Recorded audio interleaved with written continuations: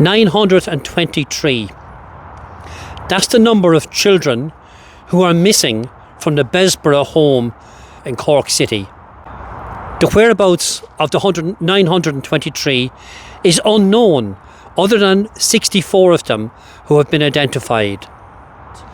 Yeah, it's a former mother and baby home. It was a mother and baby home since 1922 up to about 1998. During that time, 923 children born here died, about 31 women.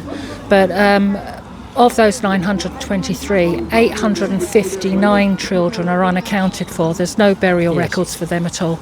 Yes, but isn't there suspicion as to grounds inside here which may contain the remains of those missing children? Yeah, it's suspected that they could be anywhere, but there hasn't been a thorough investigation to determine exactly where they are. Has there been no ground survey? I think the Commission of Inquiry did some work. The nuns commissioned an archaeologist that also did some work.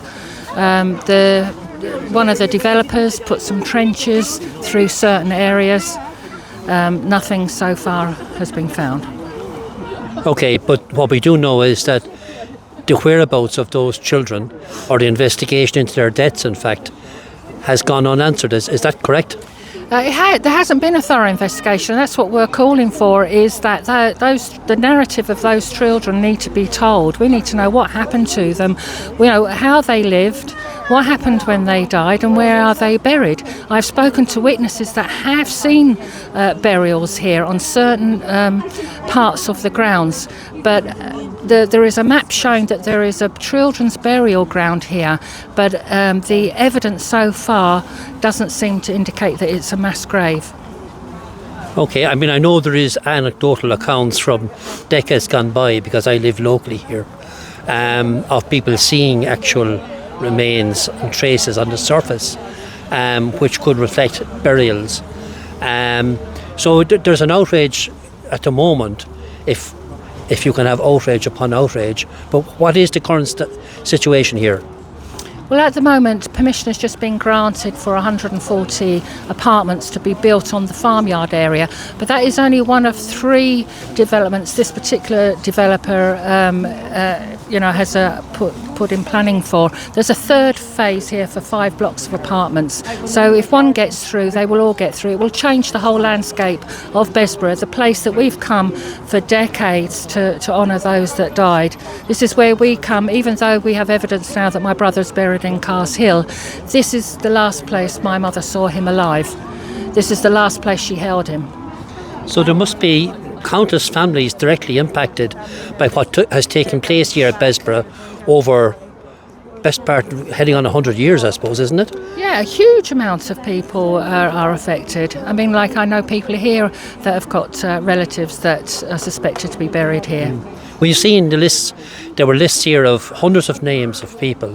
Who compiled this data? Well, Donald O'Keefe originally got the names together. That was the names of the babies that were on the front page of the Examiner, which was very powerful at the time. There were certain names have been missing, and we're investigating to the others that died, so we can add to that list. Okay, so what is happening now? This planning permission has been granted. We've heard today in some of the speakers that one should appeal or contact TDs and whoever might have any influence. What are you encouraging at the moment? Well, yeah, the same, that if you can really contact your local representative just to show them that there is the support out there. As far as I know at the moment, it's only those people that made submissions can make the appeal. So me and Peter Horgan would be appealing that decision. Is this an appeal to the new on board Pleanála, if you get what you call it now? On Commission Pleanála. Yeah, okay, so that's where it is at the moment, so it depends upon them. And of course they're supposed to be not influenced by anybody, but people's opinion must matter, surely.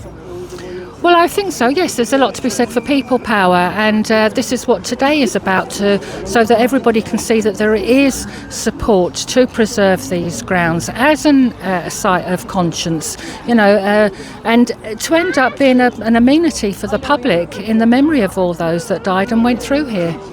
Okay, I think you're going from here down to what's known as the Folly, am I right? Yes. and I think there's some flowers to be left there. So listen, thank you for taking a stand. These are issues which affect everybody. If we can't protect our children, then there's not many values left which are important, I believe. So well done, and we're with you in any step that we can. Thank you very much, David. Thank you. Bye.